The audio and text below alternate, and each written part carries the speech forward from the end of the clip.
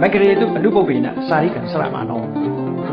ာမကရတိုင်းထဲမှာဥဒကရာမဗုဒ္ဓရဲ့ကျောင်းကနေပြီးထွက်ခွာပြီးတော့လာတဲ့အခါစင်တိုင်း80သွားလိုက်တော့ဘာတွေ့တော့ဆိုယေနဥရဝေလာတေနာနိဂမောတရဝတ္တိဥရဝေလာတော့တေနာဆိုတဲ့ဏိကုံးရွာဘက်ကိုရောက်သွားတယ်အဲ့ဒီကိုရောက်သွားတယ်လို့ဆိုတေနာဏိကုံးရွာဆိုတာလုကနာဇွမ်းကတ်တဲ့သူစာတာတို့ရဲ့ရွာကိုရောက်သွားတာဟုတ်ဥရဝေလာတော့တေနာဏိကုံးရွာဘက်ကိုရောက်သွားတယ်ရောက်သွားလိုက်တဲ့အခါကျတော့အားလုံးဗုဒ္ဓဂယာရောက်တဲ့ပုဂ္ဂိုလ်တွေတော့ရှိမှာပေါ့ဂတိခေမြင်ကွင်းနဲ့လွန်ခဲ့တဲ့နှစ်ပေါင်း2500မြင်ကွင်းကတော့ပြောင်းသွားပြီပေါ့ခြေနေတွေအများကြီးပြောင်းနေပြီပေါ့အဲ့ဒီမှာဥရဝေလာတောနာမှာကြည့်တော့နေရာဌာနအနေထားတစ်ခုကိုရသော်ဘုရားကပြန်ပြီးတော့ပြောထားတာဘာလို့ဆိုရမဏီယံဘူမိပါကံဥရဝေလာတောကြည့်လိုက်ရတာမြေကလည်းပဲမြေပြတ်ပြန်တမပျော်မွေးစရာကောင်းပျော်မွေးစရာကောင်းမြေပြင်ကလည်းပျော်မွေးစရာကောင်းတယ်ပါတာတိကံသဝနတန်ကတောအုပ်လေးကလည်းလှတယ်နတိစတန်တန်တေနတိစတန်တန်တေမြည့်ရည်တွေကလည်းစီးနေတယ်မြည့်ရည်နာမည်ကိုတော့ဒီမှာထည့်ပြီးတော့ပြောမထားဘူးသို့သောပပိစ္ဆာတုံးမှာတော့နေရင်စရာမြစ်လို့ထည့်ပြီးတော့ပြောတာနေရင်စရာမြစ်ဆိုတာမော်ရီညွန့်နေမရှိလို့ရေကအမှန်တမ်းကြည့်တယ်ငါးလေးတွေကူးနေတာတောင်မြင်ရလောက်အောင်ရေကြည့်တယ်လို့ဆိုလို့တယ်မြစ်ကလည်းပဲတသွင်းသွင်းစီးဆင်းနေတယ်သေတကံမြည့်ရည်လေးကကြီးပြီးတော့ဖွေးနေတာသုပ္ပတိဋ္ဌာစစ်ကမ်းလေးတွေကလည်းအမှန်တမ်းတာယာတာပါတယ်၆ကဘာကြီးတွေမဟုတ်ဘူးရထိုင်ကိုဆင်းမို့ရတောင်မြင်လေးနဲ့စစ်ကမ်းလေးတွေကလည်းအမှန်တမ်းကောင်းတယ်သုပ္ပတိဋ္ဌာရမဏိယတမန္တာသခောစရခါမပတ်ဝန်းကျင်ကလည်းဆွမ်းကန်ရွာလေးရှိတယ်အဲ့တော့ဒီအချက်လက်တွေကိုကြည့်လိုက်တယ်အမှန်တမ်းပြည့်စုံမြေပြင်ကလည်းပဲညင်ညာတယ်ကြောင်မွေးစရာကောင်းတယ်တောအုပ်ကြီးကလည်းပဲကြည်နူးစရာကောင်းတယ်မြစ်ကလည်းပဲစီးဆင်းနေတယ်မြစ်ရည်ကလည်းကြီးနေတယ်ဖွေးနေတယ်စိတ်ကန်းလေးကလည်းအမှန်တမ်းတာရတယ်ပတ်ဝန်းကျင်မှာလည်းပဲရွာလေးတွေရှိတယ်ဒီနေရာဟာတကယ်ကိုတရားအထုတ်လို့ကောင်းတဲ့နေရာတစ်ခုပဲစိတ်ထဲမှာဆုံးဖြတ်ပြီးဒီနေရာမှာပဲငါတရားကျင့်တော့မယ်လို့စိတ်ဆုံးဖြတ်ပြီးကုလိုဝေလာတော့မှာဘုရားလောင်းတော့မှာဆက်လက်ပြီးသတင်းလုပ်တယ်ဆိုတဲ့အကြောင်းပြန်ပြောထားတယ်ဒါ autobiography ထက်ကထာကရေးတဲ့စကားမဟုတ်ဘူးဘုရားကိုယ်တိုင်သူကိုယ်တိုင်ကျင့်ကြံခဲ့တဲ့ဟာကိုပြန်ပြီးတော့ပြောပြတာအဲ့ဒါလို့အမတန်လှပတဲ့နေရာတစ်ခုကိုရွေးချယ်ပြီးတော့စိတ်ငြိမ်တဲ့တစ်ပင်အောက်မှာရောက်ရှိရင်ကနေပြီးသူစဉ်းစားလာတော့ခေါင်းထဲမှာနှိုင်းရှင်စရာဥပမာလေးပေါ်လာဘာတွေဥပမာပေါ်လာတော့ဆိုတရားဓမ္မကျင့်ကြံကြုတ်ကိုအထုတ်တော့မယ်ဆိုတစ်သား၃ချောင်းစဉ်းစားမိတယ်ပေါ့တစ်သား၃ချောင်းအချိန်ချင်းမတူတဲ့တစ်သား၃ချောင်းတစ်သားဆိုတာကျွတင်ပြီးတော့ပြောရမယ်ဆိုလို့ရှိရင်ရှေးခေတ်တုန်းကမီးရဖို့ဆိုတာအမတန်မှမာကျောတဲ့ဒုတ်ချောင်းနှစ်ချောင်းကိုပွက်ရအောက်ကခံတဲ့ဒုတ်ချောင်းကိုပုတ်ခုံလို့ခေါ်တယ်အပေါ်ကနေပုတ်တဲ့ဒုတ်ချောင်းကိုတော့ပုတ်ကြီးလို့ခေါ်တယ်ပုတ်ခုံပုတ်ကြီးအဲ့ဒီဒုတ်ချောင်းနှစ်ချောင်းကိုပုတ်လိုက်တဲ့အခါမှာပူးလာပြီးတော့မီးဖြစ်လာရှေးကမီးရဖို့ဆိုတာတော်တော်ကြိုးစားရတယ်လို့ပြောတာဒါကြောင့်မို့ကြိုးစားအထောက်မှုနဲ့ပတ်သက်ပြီးပြောတဲ့အခါမှာမိဖို့ယောက်ျားပမာလားလို့ဆိုတဲ့ရှေးကကြပြစကားလေးတွေရှိတယ်ပေါ့အလုပ်လုပ်ပြီးဆိုရင်မိဖို့ယောက်ျားရဲ့ကြိုးစားမှုမျိုးနဲ့လုပ်ရမယ်နားလို့မရဘူးသူကခဏနားချထားရင်ပြန်အေးတော့မှလေဒုတ်ချောင်းတစ်ချောင်းကိုပို့လေးပူလာတဲ့အချိန်လေးမှာမိဖြစ်မှာကိုရထားလိုက်လို့ရှင်ပြန်အေးတော့မှမရဘူးအဲ့ဒီမှာဘုရားလောကအဲ့ဒီခေတ်ကမိရအောင်လုပ်တဲ့ပုတ်ခုံပုတ်ချီဆိုတဲ့ဒါနှစ်ခုကိုဥပမာပြုတ်ပြီးတော့မြတ်စွာဘုရားကတစ်သား၃ချောင်းခေါင်းထဲမှာပေါ်လာတယ်အဲ့ဒီတစ်သား၃ချောင်းမှာတစ်ချောင်းကဆိုလဲဆိုနေတယ်ရေထဲနဲ့ချထားတယ်ဒါကတစ်ချောင်းနောက်တစ်ချောင်းကတော့ဆိုတော့ဆိုတယ်ရေထဲတော့မထားဘူးကုန်းပေါ်တင်ထားတယ်ဒါကတစ်ချောင်းနောက်ဆုံးတစ်ချောင်းကျတော့6တွေ့နေတယ်ကုန်းပေါ်မှာလည်းထားတယ်ကဲမီးရဖို့ဆိုရင်ဘယ်ချောင်းကပို့ပြီးမီးရဖို့ရှိတယ်နောက်ဆုံးအချောင်းကသာမီးရနိုင်တာအဲ့ဒီမှာဘုရားလောကစဉ်းစားတယ်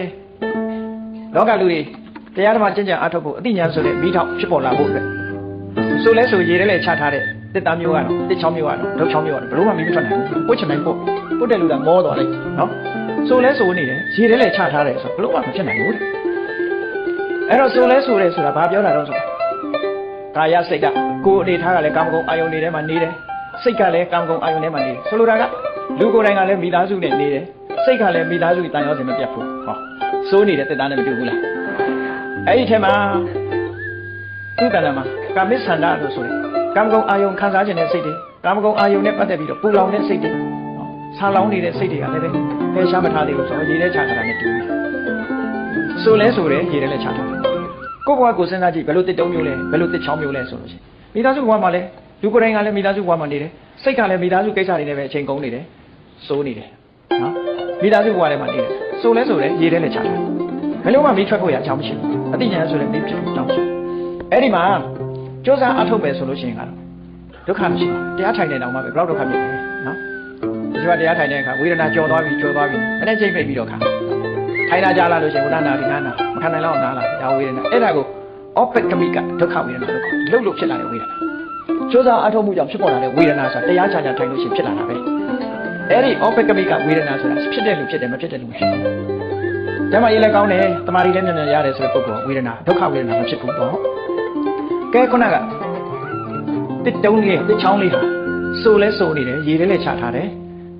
ဒုက္ခဝေဒနာတွေပေါ်လာပြီဆိုလို့ရှိရင်ဘယ်လိုနည်းမှနော်ခုနကမိဖြစ်ဖို့ဘယ်လိုမှဖြစ်ဘူးအဲ့ဒီနဲ့အလားတန်တူတဲ့ပုဂ္ဂိုလ်တရားဟာမိသားစုဘဝမှာလည်းနေတယ်စိတ်ကလည်းမိသားစုနဲ့တာယောစင်နေဖြစ်တယ်ကာမဂုဏ်အာယုန်စိတ်တွေကိုလည်းပဲဖယ်ရှားထားခြင်းမရှိဘူးတရားဓမ္မကြိုးပမ်းအားထုတ်တဲ့အခါမှာလုံလဝိရိယကြောင့်ဖြစ်ပေါ်လာတဲ့ဒုက္ခဝေဒနာလည်းခံစားရအောင်လေဆိုဘယ်လိုလုပ်အသိဉာဏ်ဖြစ်လို့မဖြစ်နိုင်ဘူးတဲ့အဲ့ဒီဒုက္ခကိုကြော်ဖို့အမြဲတမ်းခက်တယ်လို့ဒါကဘုရားဒီအလောင်းကဒါကိုစဉ်းစားလိုက်တယ်အဲ့ဒီချင်းလုံးမျိုးဆိုရင်ဘယ်လိုမှအသိဉာဏ်မရနိုင်ဘူးတခါဒုတိယတစ်သားချောင်းကိုစဉ်းစားလိုက်ဆိုတော့စိုးနေတယ်ဒါပေမဲ့လို့ပုံပေါ်တင်ထားတယ်ကွာစိုးနေတယ်လို့ဆိုတာဘာပြောတာတော့လို့ဆိုတာကုန်းပေါ်တင်ထားတယ်ဆိုတာဘာပြောလို့ဆိုတာမိသားစုဘဝမှာတော့မနေဘူးဒ